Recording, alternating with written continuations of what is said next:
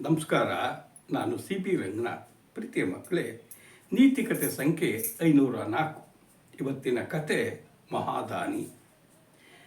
ಯಾವುದೇ ಒಂದು ವಸ್ತುವನ್ನು ಪ್ರತಿಫಲಾಪೇಕ್ಷೆ ಇಲ್ಲದೆ ಇನ್ನೊಬ್ಬರಿಗೆ ಶುದ್ಧ ಮನಸ್ಸಿನ ಕೊಡೋದೇ ದಾನ. ಯಾರು ದಾನ ಮಾಡ್ತಾರೋ ಅವರಿಗೆ ದಾನಿ ಅಂತ ಕರೀತಾರೆ. ದಾನ ಬಹಳ ಶ್ರೇಷ್ಠವಾದದ್ದು ಅಂತ ಹೇಳ್ತಾರೆ. ಅದಕ್ಕೆ ನಮ್ಮ ಸರ್ವಜ್ಞ ಹೇಳಿರೋದು, ಸಿರಿ ಬಂದ ಕಾಲಕ್ಕೆ ಕರೆದು ದಾನವ ಮಾಡು, ಪರಿಣಾಮವಕ್ಕೂ ಪದವಕ್ಕೂ ಕೈಲಾಸ ನೆರಮನೆಯಕ್ಕೂ ಸರ್ವಜ್ಞ ಅಂತ. ಭಗವಂತ ಕೊಟ್ಟಾಗ ನಿನ್ನ ಕೈಯಲ್ಲಿದ್ದಾಗ ಕರೆದು ದಾನ ಮಾಡು. ಯಾರಿಗಿರೋದಿಲ್ಲೋ ಅವರಿಗೆ, ಅರ್ಹರಿಗೆ ದಾನ ಮಾಡಬೇಕು. ಅವಾಗೇನಾಗತ್ತೆ? ಪದವಕ್ಕೂ ನಿಮಗೆ ಒಳ್ಳೆ ಪದವಿ ಸಿಗತ್ತೆ, ಪರಿಣಾಮಕ್ಕೂ ನಿಮಗೆ ಅದರ ಪರಿಣಾಮದಿಂದ ನಿಮ್ಮ ಸಂಪತ್ತು ಜಾಸ್ತಿ ಆಗುತ್ತೆ.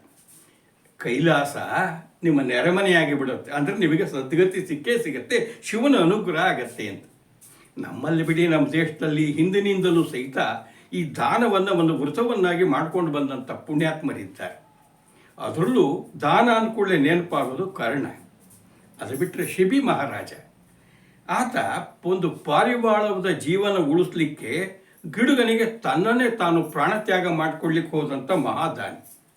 ಹಾಗೆ ಕೆರೆ ಕಟ್ಟಿಸ್ತಿದ್ರು, ದನ ಕೊಟ್ಟರು, ಧಾನ್ಯ ಕೊಟ್ಟರು, ಏನು ಬೇಕೋ ದಾನ ಮಾಡಿದವರು ಇದ್ದಾರೆ. ಇದು 21ನೇ ಶತಮಾನ.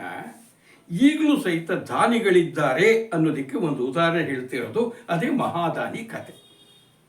ಯಾರ ಕತೆ ಇದು? ಶ್ರೀಮತಿ ರುತ್ ಗೋಟ್ಸ್ಮನ್ ಅಂತ ಹೇಳಿ ಅಮೇರಿಕಾ ದೇಶದವರು, ಹೆಣ್ಣು ಮಗಳಿವರು. ಈಗ ಆ ತಾಯಿಗೆ 84 ವರ್ಷ. ನಮ್ಮ ಶ್ರೀಮತಿ ಗೋಟ್ಸ್ಮನ್ ಹುಟ್ಟಿದ್ದು ಎಲ್ಲಿ ಅಂದರೆ ಅಮೇರಿಕಾದಲ್ಲಿ. ಯಾವಾಗ? 1930ರಲ್ಲಿ. ಸರಿ, ಒಂದು ಮಧ್ಯಮ ವರ್ಗದ ಕುಟುಂಬ. ಪ್ರೌಢಶಾಲೆ ಮುಗೀತು. ಅಲ್ಲೇ ಅವರೇನು ಮಾಡಿದ್ದಾರೆ, ಡಿಗ್ರಿ ಮಾಡಿದರು, BA ಪದವಿ ಆಯಿತು. BA ಪದವಿ ಆದಮೇಲೆ 18 ವರ್ಷಕ್ಕೇನೆ ಮುಂದೆ MA ಇನ್ ಎಜುಕೇಷನ್ ಮಾಡಬೇಕು ಅಂತ ಆಸೆ. ಶಿಕ್ಷಣ ಕ್ಷೇತ್ರದಲ್ಲಿ ಕೆಲಸ ಮಾಡಬೇಕು ಅಂತ. ಆ ಕಾಲೇಜಿಗೆ ಸೇರಿದಾಗ ಗೊಡಾರ್ಡ್ ಅಂಥೇಳಿ ಒಬ್ಬ ಶ್ರೀಮಂತ ಯುವಕ ವ್ಯಾಪಾರಿದು ಪರಿಚಯ, ಡೇವಿಡ್. ಇವರಿಬ್ಬರು ಪ್ರೀತಿಸ್ತಿದ್ದಾರೆ, ಮದುವೆ ಆಗಬೇಕು ಅಂತ ತೀರ್ಮಾನ ಮಾಡಿದರು. ಆವಾಗ ಆಕೆ ಒಂದು ನಿಬಂಧನೆ ಹಾಕಿದ್ಲು, ನಾನು ಓದಬೇಕು, ಕೆಲಸ ಮಾಡಬೇಕು, ನೀವು ಅದಕ್ಕೆ ತಡೆ ಒಡ್ಡಬಾರ್ದು ಅಂತ. ಒಪ್ಪಿಗೆ ಆಯಿತು, ಮದುವೆ ಆಯಿತು, 3 ಮಕ್ಕಳಾಯಿತು.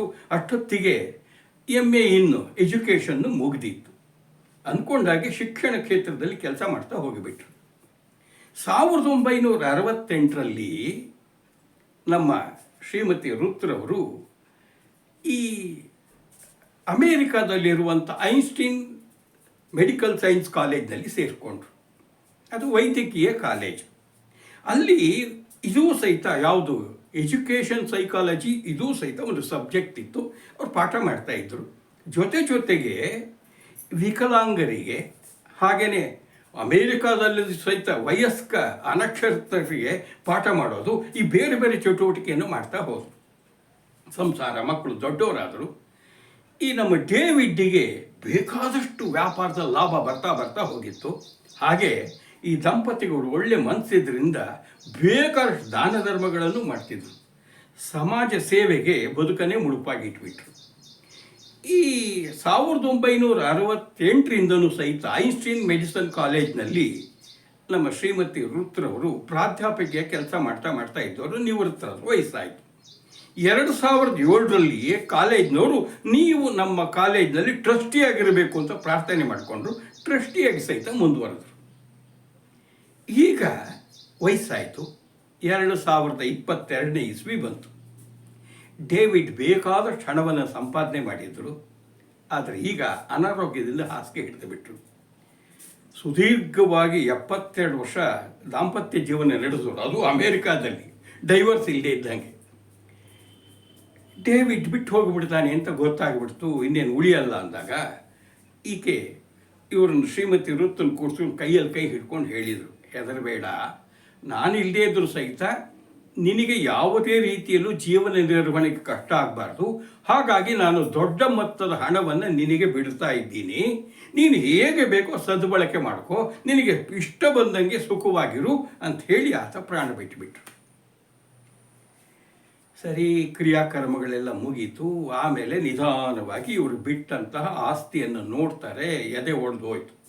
ಯಾಕೆ ಅಂದರೆ ಅಲ್ಲಿ ಡಾಲರ್ ಲೆಕ್ಕ ಹಾಕಿದರೆ 100 ಕೋಟಿ ಡಾಲರ್ಗಿಂತ ಜಾಸ್ತಿ. ಅದಕ್ಕೆ $1 ಮಿಲಿಯನ್ ಅಂತ ಕರೀತಾರೆ. ನಮ್ಮ ಇಂಡಿಯನ್ ಕರೆನ್ಸಿ ಲೆಕ್ಕ ಹಾಕಿದರೆ 82 ಲಕ್ಷ ಕೋಟಿ ರೂಪಾಯಿಗಳು.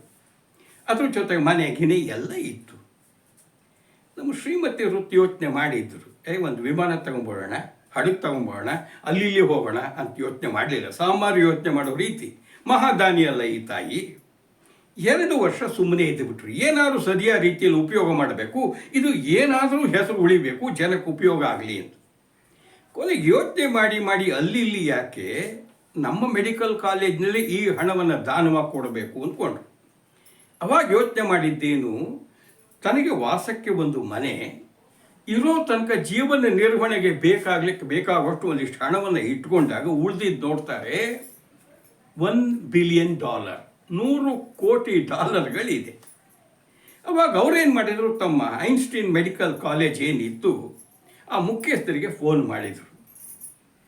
ಸರ್, ನಮ್ಮ ಮೆಡಿಕಲ್ ಕಾಲೇಜಿನ ಪರಿಸ್ಥಿತಿ ಏನು, ದೇಣಿಗೆ ಡೊನೇಷನ್ ಬರ್ತಾ ಇದೆಯಾ, ಮಕ್ಕಳಿಗೆ ಫೀಸ್ ಕಟ್ಟೋದಕ್ಕೆ ಏನಾದ್ರು ತೊಂದರೆ ಇದೆಯಾ ಏನು ಅಂತ.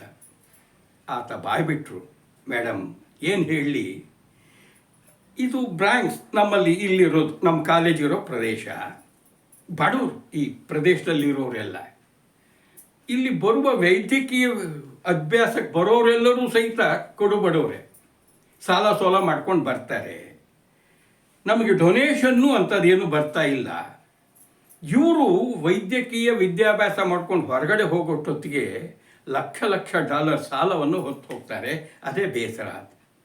ಆಯಿತು, ಒಂದು ಕೆಲಸ ಮಾಡೋಣ, ನೀವು ಈಗ ಯಾವುದೋ ಒಂದು ದೊಡ್ಡ ಮೊತ್ತದ ಹಣ ದೇಣಿಗೆಯಾಗಿ ಡೊನೇಷನ್ ಆಗಿ ಬಂತು, ಅದನ್ನು ಹೇಗೆ ನೀವು ವೆಚ್ಚ ಮಾಡ್ತೀರಿ, ಸದುಪಯೋಗ ಮಾಡೋದು ಹೇಗೆ, ನಿಮ್ಮ ಹತ್ರ ಏನು ಪ್ಲ್ಯಾನ್ ಇದೆ ಅಂತ ಕೇಳಿದರು. ಅವ್ರು ಹೇಳಿದರು, ಮೇಡಮ್ ನಮ್ಮ ಹತ್ರ 3 ರೀತಿ ಅದಕ್ಕೆ ಯೋಜನೆಗಳಿದೆ. ಮೊದಲನೇ ಯೋಜನೆ ನೋಡಿ, ನಾನು ಹೇಳಿದ್ನಲ್ಲ, ನಮ್ಮ ಮಕ್ಕಳಲ್ಲಿ ಏನು ಓದೋರಲ್ಲಿ 60% ಹೆಣ್ಮಕ್ಳು, ಅದರಲ್ಲಿ 29% ಏಷ್ಯಾದವರು. ನನಗನ್ಸೋದು ಯಾವುದಾದ್ರು ದೊಡ್ಡ ಮೊತ್ತದ ಹಣ ದಾನವಾಗಿ ಬಂದರೆ ಅದನ್ನು ಠೇವಣಿಯಾಗಿಟ್ಟು ಅದರ ಬಡ್ಡಿ ಹಣದಲ್ಲಿ ನಾವು ನಮ್ಮಲ್ಲಿ ಓದುವ ಎಲ್ಲ ವಿದ್ಯಾರ್ಥಿಗಳಿಗೂ ಸಹಿತ ಉಚಿತ ವಿದ್ಯಾಭ್ಯಾಸ ಕೊಡ್ಬೋದು. ಅವರಿಗೆ ಸಾಲದ ಹೊರೆ ತಪ್ಪತ್ತೆ, ಮುಂದೆ ಅವರು ವೈದ್ಯರ ಉತ್ತಮ ಸೇವೆ ಸಲ್ಲಿಸ್ತಾರೆ. 2ನೇದು ಅಂತ ಹೇಳಲಿಕ್ಕೆ ಹೋದರು. ಶ್ರೀಮತಿ ವೃತ್ ಮನಸ್ಸಿನಲ್ಲಿ ಇತ್ತಲ್ಲ, ಅವರೇ ನೋಡ ಸಾಕು, ಏನಪ್ಪ, ನನಗೆ ಮೊದಲನೇ ಪ್ಲ್ಯಾನೇ ಸಾಕು, ಈಗ ನೀವು ಇನ್ನೊಂದು ವಾರದಲ್ಲಿ ನಿಮಗೆ $1 ಬಿಲಿಯನ್ ನಾನು ಕೊಡ್ತೇನೆ. ನೀವು ಹೇಳಿದ ಹಾಗೆ ನಮ್ಮ ಕಾಲೇಜಿನ ಎಲ್ಲ ವಿದ್ಯಾರ್ಥಿಗಳು ಉಚಿತ ವಿದ್ಯಾಭ್ಯಾಸ ಕೊಡಬೇಕು, ಅದಕ್ಕೆ ಸಿದ್ಧ ಮಾಡ್ಕೊಳ್ಳಿ ಅಂದಾಗ ಕಾಲೇಜಿನ ಮುಖ್ಯಸ್ಥರು ಕುಸಿದು ಕೂತರು. ಅಯ್ಯಯ್ಯಪ್ಪ, ಏನಿದು ನಮ್ಮ ಕಾಲೇಜಿಗೆ ಇಂಥ ಒಳ್ಳೆ ಸೌಭಾಗ್ಯ ಅಂತ. ಅದಾಗ 1 ವಾರಕ್ಕೇನೆ, ಅಂದರೆ ಮಾರ್ಚ್ ತಿಂಗಳು 2024 ಕಾಲೇಜಿನಲ್ಲಿ ಒಂದು ದೊಡ್ಡ ಕಾರ್ಯಕ್ರಮ ನಡೀತು. ಕಾರ್ಯಕ್ರಮದಲ್ಲಿ ಶ್ರೀಮತಿ ರುತ್ರವರೇ ಕಾಲೇಜಿಗೆ $100 ಕೋಟಿ ಈ ದಾನವನ್ನು ಹಸ್ತಾಂತರ ಮಾಡಿದರು. ಮಕ್ಕಳೇ, ನೀವು ನಮ್ಮ ಕಾಲೇಜಿನಲ್ಲಿ ಓದ್ತಿದ್ದೀರಿ, ಇನ್ಮೇಲೆ ಯಾರೂ ಯಾವುದೇ ಶುಲ್ಕವನ್ನು ಪಾವತಿ ಮಾಡುವಾಗಿಲ್ಲ, ಉಚಿತ ವಿದ್ಯಾಭ್ಯಾಸ ಮಾಡಿ ನೀವು ಸಮಾಜಕ್ಕೆ ಉತ್ತಮ ಸೇವೆ ಸಲ್ಲಿಸಿ ಅಂತಿದ್ದ ಹಾಗೆ ಅಲ್ಲಿದ್ದಂಥ ಎಲ್ಲ ವೈದ್ಯಕೀಯ ವಿದ್ಯಾರ್ಥಿಗಳು ಹರ್ಷೋದ್ಗಾರ ಮಾಡಿ ತಟ್ಟಿಬಿಟ್ರು, ಚಪ್ಪಾಳೆ ತಟ್ಟಿದ್ರು, ಕಣ್ಣಲ್ಲಿ ನೀರು ಬರ್ತಾರೆ. ಅಯ್ಯೋ, ನೀವು ಮನುಷ್ಯರಲ್ಲ ದೇವರು, ನಾವು ಸಾಲ ಸೋಲ ಮಾಡಬೇಕಿದ್ವಿ, ಅಯ್ಯೋಯ್ಯೋ ಅಂತ. ಅದನ್ನು ಕೇಳಿ ಬೇರೆ ಪೋಷಕರಿಗೂ ಸಂತೋಷ, ಇಡೀ ಅಮೇರಿಕಾ ದೇಶ ಹೆಮ್ಮೆ ಪಟ್ಟುಬಿಟ್ಟು, ಚಾಚೆ ಇದರಲ್ಲಿ ನಂದೇನಿದೆ, ನನ್ನ ಕರ್ತವ್ಯ ನಾನು ಮಾಡಿದ್ದೀನಿ ಅಂತ ಹೇಳಿ ನಿಗರ್ವಿಯಾಗಿ ಕೂತರು. ಕಾಲೇಜ್ ಆಡಳಿತ ಮಂಡಳಿ ಸಂತೋಷ ಪಟ್ಟಿದ್ದಲ್ಲದೇ ಅದರಿಂದ ಅವ್ರ ಪ್ರಸಿದ್ಧಿಯೂ ಹೆಚ್ಚು. ಜೊತೆಗೆ ಆಡಳಿತ ಮಂಡಳಿ ಕೇಳ್ತು, ಮೇಡಮ್, ಐನ್ಸ್ಟೀನ್ರವರ ಹೆಸರು ನಮ್ಮ ಕಾಲೇಜಿಗಿದೆ, ನೀವು ಒಪ್ಪಿಗೆ ಕೊಟ್ಟರೆ ಇಷ್ಟೊಂದು ಬಹುಮಾನ ಕೊಟ್ಟಿದ್ದೀರಿ, ದೇಣಿಗೆ ಕೊಟ್ಟಿದ್ದೀರಿ, ಜೊತೆಗೆ Einstein Gottesman medical science of college ಅಂತ ಮಾಡ್ತೀವಿ, ಅದಕ್ಕೆ ಅನುಮತಿ ಕೊಡಿ. ಬೇಡ ಬೇಡ, ಐನ್ಸ್ಟೀನ್ ಮಹಾ ವ್ಯಕ್ತಿ, ಅಂಥ ಮಹಾನುಭಾವನ ಜೊತೆಗೆ ನಮ್ಮದೆಲ್ಲ ಬೇಡ, ಸಾಕು, ಇಷ್ಟು ಸಾಕು ಅಂತ ಕೈ ಮುಗಿದು ಬಿಟ್ರಂತೆ. ನೋಡಿ ಮಕ್ಕಳೇ, ಇದು ನಡೆದಿರೋದು 2024ರಲ್ಲಿ. ಆ ತಾಯಿಗೆ 84 ವರ್ಷ ಈಗ. ಆದರೆ ಎಷ್ಟು ದೊಡ್ಡ ಮನಸ್ಸು, ಓದುವ ವಿದ್ಯಾರ್ಥಿಗಳಿಗೆ, ಅದು ವೈದ್ಯಕೀಯ ವಿದ್ಯಾರ್ಥಿಗಳಿಗೆ ಸಾಲ ಹೊತ್ತು ಒದ್ದಾಡ್ತಿದ್ರು. ಏನು ವೈದ್ಯರ ಹೊರಗೆ ಬರ್ತಾರೆ, ಸಾಲ ಇಲ್ಲದೆ ಅವರು ಉಚಿತ ವಿದ್ಯಾಭ್ಯಾಸ ಮಾಡಿ ಅಮೇರಿಕದಲ್ಲಿ ಸೇವೆ ಸಲ್ಲಿಸೋಂಗಾಗುತ್ತೆ. ಯಾವತ್ತೂ ಸಹಿತ ಮಾಡಿದ ದಾನ ಈ ರೀತಿ ಇರಬೇಕು ಅಲ್ವಾ? ಯಾವುದೇ ಪ್ರತಿಫಲಾಪೇಕ್ಷೆ ಇರಬಾರ್ದು. ಇದು ಮಾದರಿ, ಇಡೀ ಜಗತ್ತಿಗೆ ಮಾದರಿಯಾಗಿದ್ದಾರೆ. ಯಾರು? ಶ್ರೀಮತಿ ರುತ್ ಗೋಡ್ಸ್ಮ್ಯಾನ್. ಇಂಥವರಿಗೆ ನಾವು ಸಹಿತ ಯಾವ ದೇಶದಲ್ಲಿದ್ರೇನು ಇಂಥ ಗುಣಕ್ಕೆ ನಾವು ಒಂದು ಹ್ಯಾಟ್ಸ್ ಆಫ್, ಒಂದು ಸಲ್ಯೂಟ್ ಹೊಡೆಯೋಣ ಅಲ್ವಾ? ನಮಸ್ಕಾರ ಎಲ್ಲರೂ.